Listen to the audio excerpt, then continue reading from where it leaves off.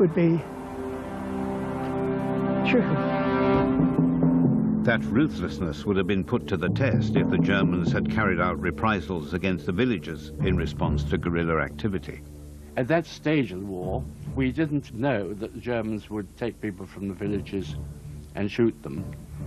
Because if people from the various villages were being lined up and shot, the men in the trails would have had a very difficult time to know what to do. Whatever they did to the villages, we would never have stopped. We were fighting not for a few villages. We're doing this for the country. We were trying to save our country. In the end, the country was saved by other means. And for many years, these resistance fighters kept silent about the lengths to which they'd been willing to go. We weren't to tell anybody what we'd been doing. We were to go fade away into the distance and disappear.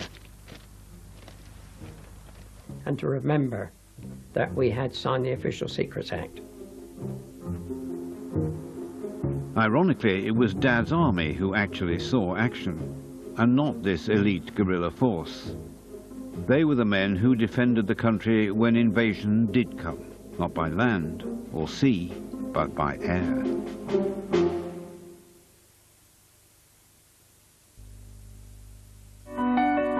The Intel chip.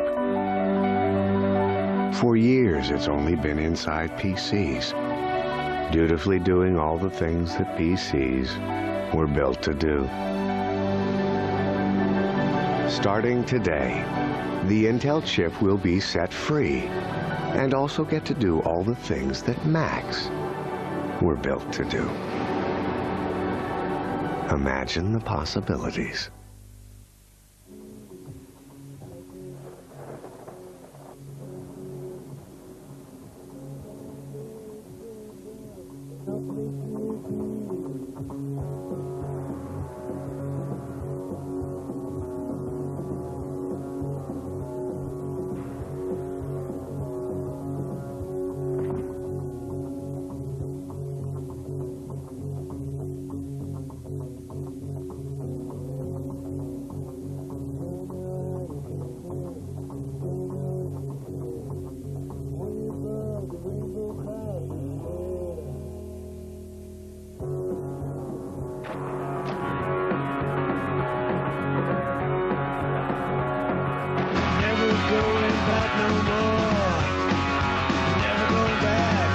The new Volvo C70 invites you to feel.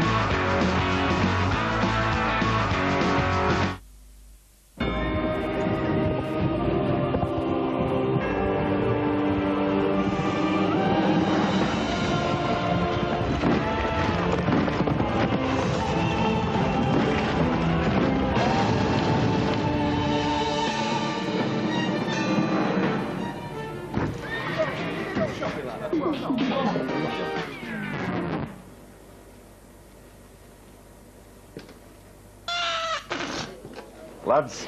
Nice one, mate. With smoothness and flavour, Tetleys don't do things by half. It's official. Yorkshire Building Society is Mortgage Magazine's Lender of the Year. Which means take out a mortgage with us, and you might be rather pleased with the results.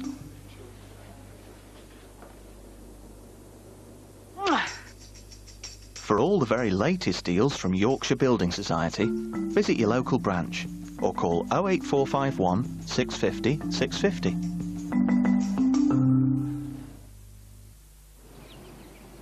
Churchill, I see I could get up to a 10% discount online then. Yes. Get lost.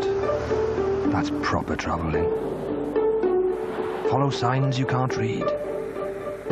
To places you've never heard of. F's that sound like V's. U's that sound like E's. Who knows where you'll end up? But for the not-so-adventurous, we've written some of the signs in English as well.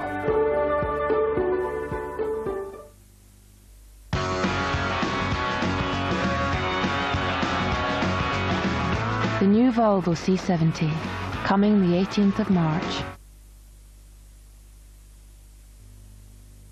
As 9/11 unfolded, there was one image that captured the day's full horror. It was in the papers for one day, but then was gone. I felt that the falling man had been sort of pushed to the side. There was an element of exclusion, that he died improperly. This is the untold story of those that jumped from the Twin Towers. 9/11, The Falling Man, Thursday at 9 on 4.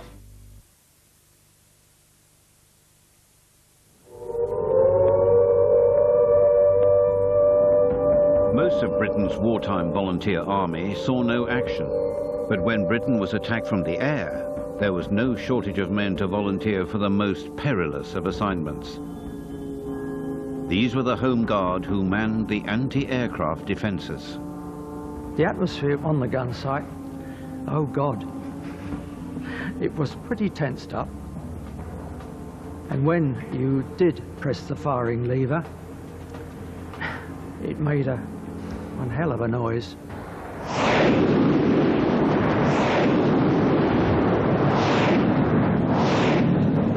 The noise is unbelievable, especially if you get all 6 guns going at once and you just don't know what's happening. All you can hear is the bang of the gun and the clang of the empty shell case coming out, hitting the concrete, and then all the horrible yellow smoke blowing around you, all cordite fumes. And then there's the next bang, and on it goes. London was the Luftwaffe's prime target, and the Home Guard played an important role in its defence. In the summer of 1940, in the space of just a few weeks, a bristling ring of anti-aircraft batteries was hastily erected in the south and east of the capital. One of the most strategically important was Shooters Hill. Night after night, it resounded with the roar of rocket launchers. One of the operators was Home Guardsman John Peters. The firing of the guns, however effective or ineffective it was a morale booster because it felt we were striking back. We felt we were contributing to the war effort in an active sense rather than a passive sense.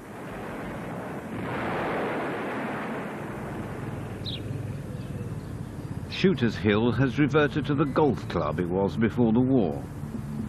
There's little visible evidence of the anti-aircraft site that once stood here. But if you probe hard enough, the remains of these wartime sites aren't that far from the surface. Just a few miles away from Shooters Hill is Petts Wood Nature Reserve. There's little to suggest that it too played a crucial role in the defence of Britain. This may look like a rural idyll with beautiful wildflowers and lots of trees, but if you actually stick one of these road spikes into the ground, you hit concrete. There's concrete all around the place here, from roads and from the actual gun emplacements, because this was a major anti-aircraft battery. There were 6 heavy anti-aircraft guns sited here, which radiated out from a central command post. The trees conceal the fact that the battery was in the middle of a heavily residential area, and that wasn't uncommon on sites like these. 11 men were needed to operate each gun, so you could have up to 66 on the battery at any one time. Here at Petts Wood, the Home Guard supplemented the Royal Artillery.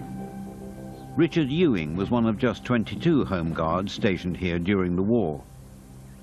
When he signed up, he was barely 17. One night I walked into the hut and saw a poster saying, "Heavy ACAT wanted." So I went straight in to see the Major.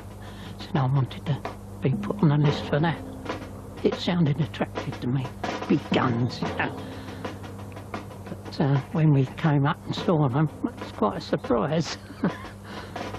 He said, "Well, I'll put your name forward, but you'll be back here in 6 weeks because you won't pass the training. because you're only 5'2" and it's heavy work. But 6 weeks and I managed to prove him wrong. I never went back to see him.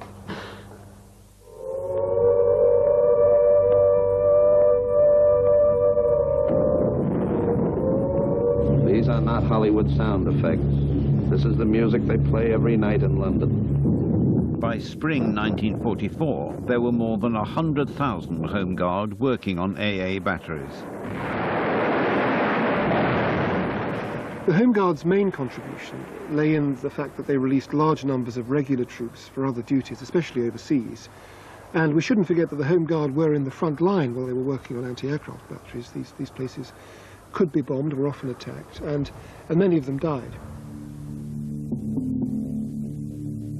In June 1944, they faced a new challenge, an unexpected weapon which fell from the skies, the V-1.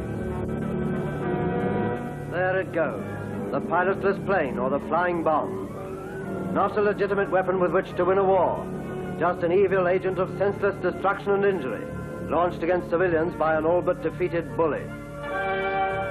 First memory of V-1 was coming out of a nightclub in London, just as one of those things fell. And as there hadn't been any bombing from the Germans for quite a time at that time, this was 1944, one was rather surprised. These wretched things were coming over all the time, and you weren't worried as long as the engine was running. But as soon as there was silence, it was a nasty thought, because they were going to come down. One came down just the other side of the building I was in.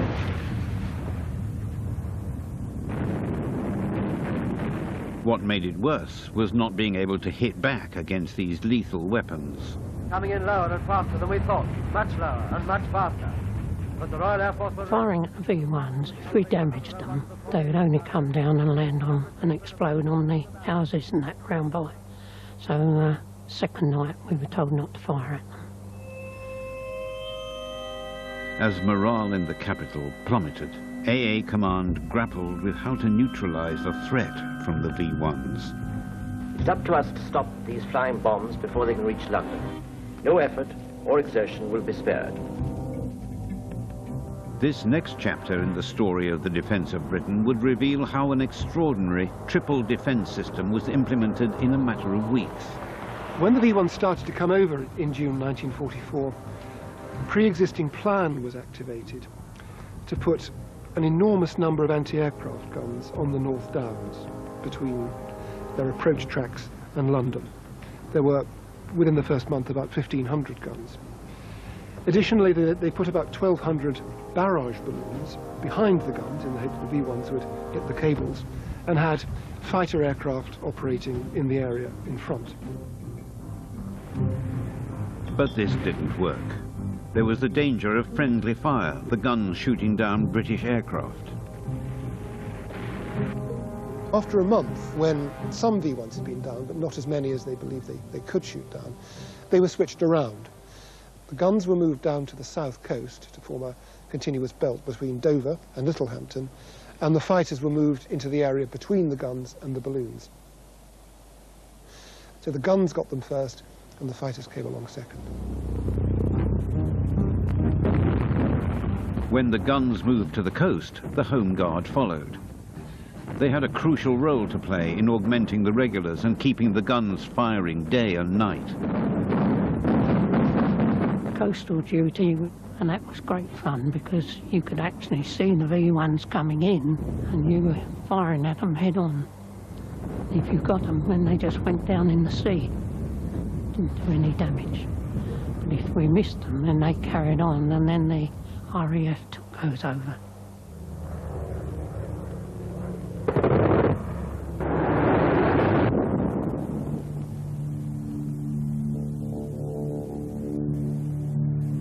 This anti-aircraft battery near Dover was in the front line against the V-1s. It's also one of the best preserved, which makes it worth a closer look by both archaeologists and historians.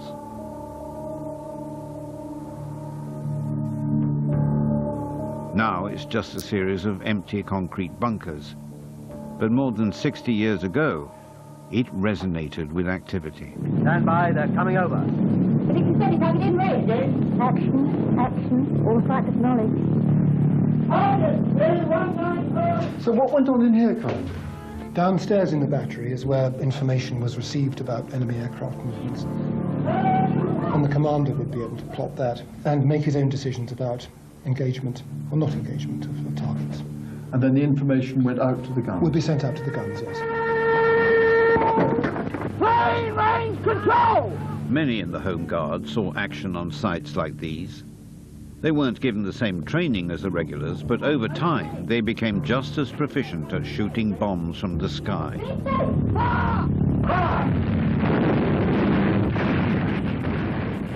Down at the coast, we were just as good as the regulars at firing them.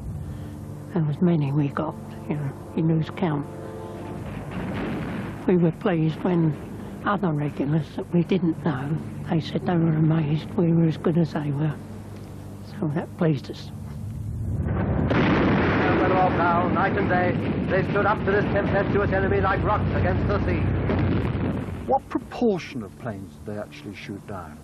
It changed over the duration of the war. In 1940, they would be lucky to hit 1% of the aircraft in any one raid, often a lot less than that. By 1944, with the flying bombs, they were hitting 60 or 70% of those seen on any one day. I mean, that's very successful, isn't it? Enormously. In addition, Allied troops on the continent were successfully destroying the launch sites. Finally, it looked as if the V-1 threat was being contained. Then, in September 1944, came another weapon.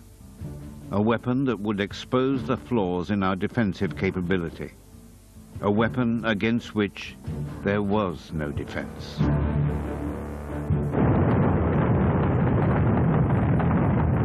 For months, horror stories had been circulating of a secret weapon which would end the war in Germany's favor. A gigantic weapon with a 10-ton warhead, capable of obliterating 50 acres of London in a few seconds. With the V1, at least you knew you could dive for cover when the thing cut out. With the V2, it was instantaneous. From the point of view of the defence, the V2 was a completely different proposition from the V1. The V2 approached vertically at a speed of about 3,500 miles per hour, so it just hit London without any kind of warning. You couldn't even see it. They just went up in a huge arc up into the stratosphere. You might be lucky enough to just happen to see an arc of trail, and otherwise you wouldn't know they were coming. It was extremely hard to detect on radar in a way that could provide any kind of warning. You certainly couldn't shoot it down, either with an anti-aircraft gun or with an aircraft. So for all practical purposes, against the V2, there was no defence. Flawed intelligence, which exaggerated the destructive potential of these rockets, brought the government to the brink of panic. They expected that every day of V2 bombardment, 100,000 people would be made homeless, as well as the tens of thousands who would have died. They worked out that the whole fabric of society in the London area would break down in a week or less. They had no idea what to do. The final layer in the defence of Britain was the zero option. What to do when everything else has failed.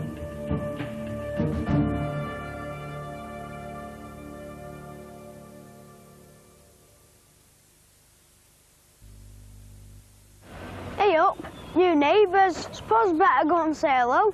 Okay. You alright? So you've got the new Safari then? Yeah, brand new. Thanks your butchers. New car, new house. Someone's doing alright. Glass roof. Covered storage. Sat nav keeps them out of trouble. Another boat is that? Oh, they're tired. New Zafira, a clever family car from Vauxhall. Even close up, hair color should look natural. That's why Just for Men with X-Grey Science targets only the grey hair, replacing it with subtle tones that match your own colour. In 5 easy minutes, hair looks natural, no matter how close up she gets. Just for Men, the Rejuvenator.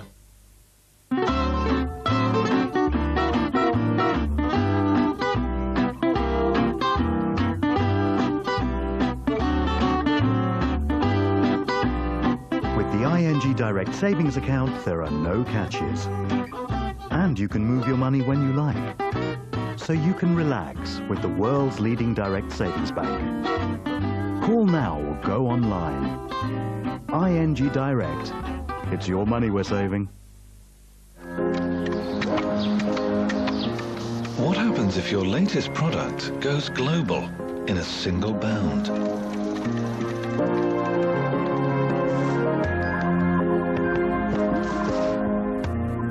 What happens if our fitness plans are stronger than our retirement plans?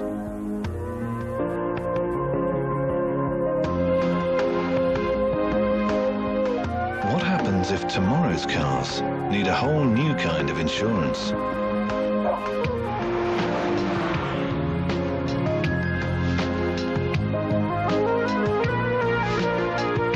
What happens if your business model changes every 4 hours? At Zurich, we consider all sorts of possibilities.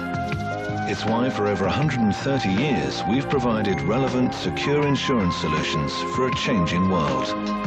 Zurich, because change happens.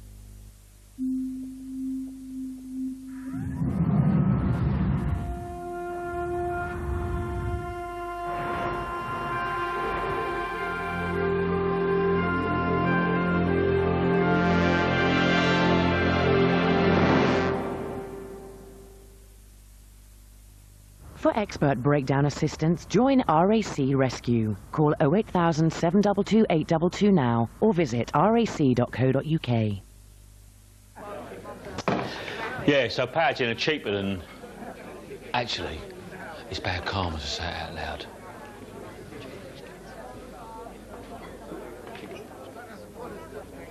Cheaper than British Bus? Positive energy from Powergen. I haven't seen them this excited since we got the puppy. New look Mariva. Available with 4 years 0% finance. From Vauxhall. $23 billion. Money set aside for rebuilding Iraq. But where did it go? We should have spent it on the Iraqi people rather than putting it in the pockets of foreign businesses. Dispatches reports on Iraq's missing billions. Next Monday at 8 on 4.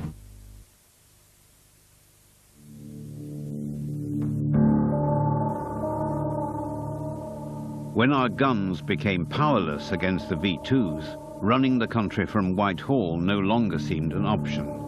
Chaos, feared the War Cabinet, would inevitably follow. Scientists calculated, in fact they miscalculated, but they calculated that these weapons would flatten London within weeks and the government would be impossible. It looked as if the plan to protect the government and to organize what might be Britain's last stand would have to be implemented. These plans involved the unlikely London suburb of Dollis Hill.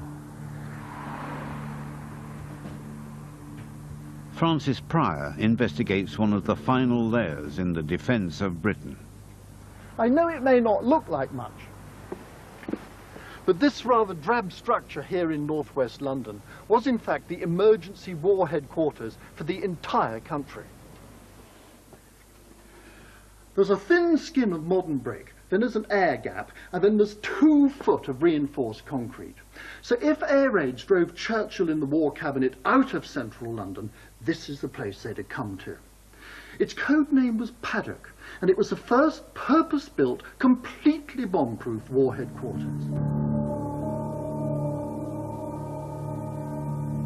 When war broke out, the government and military strategists moved into the cabinet war rooms, but they were far from bomb-proof. Paddock, however, was built to protect against gas attacks and the most powerful German bomb. There were 2 underground stories separated by a reinforced concrete floor 5 foot thick. Here there was a steel and concrete blast door which sealed off this floor from the floor below.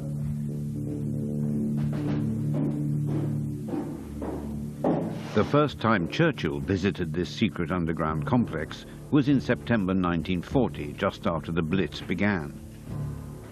Suddenly, the prospect of moving to the suburbs seemed more likely. Churchill said, "I think it important that Paddock should be broken in."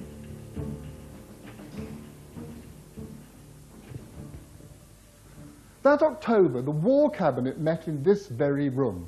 It's empty now, but originally there were tables around the edges and maps on the walls, which were illuminated by those tilted fluorescent lights. Paddock was never used. The lack of living accommodation convinced Churchill that it should be treated as a last resort citadel. It's lain dormant and abandoned for the last 25 years. But even more drastic plans were made, should V2 attacks annihilate London. Most important function of government, in the eyes of government, is the preservation of government. Some might think that their highest duty is the protection of their population. But of course, since they are the government, in their eyes that requires that government be protected first. The government planned a series of moves. There would be precautionary moves, colloquially known as the yellow moves. And if events really became serious, there would be the black moves. The seat of government would have to be evacuated. The king would have to go. The control of the armed services would have to go. Parties of civil servants and military officers had been going around the countryside, looking, if you like, for places to hide. The planners alighted on the area of Worcester, and plans were secretly laid to basically nick every country house in sight. Executing these plans meant involving people who couldn't be allowed to know what they actually were. When he was just 17, Geoff Devereux was recruited to the auxiliary units and found himself playing an unlikely role in the defence of the realm. His intelligence officer explained that his patrol just outside Worcester was one of the first to be set up. But Geoff was never allowed to know exactly why he'd been recruited.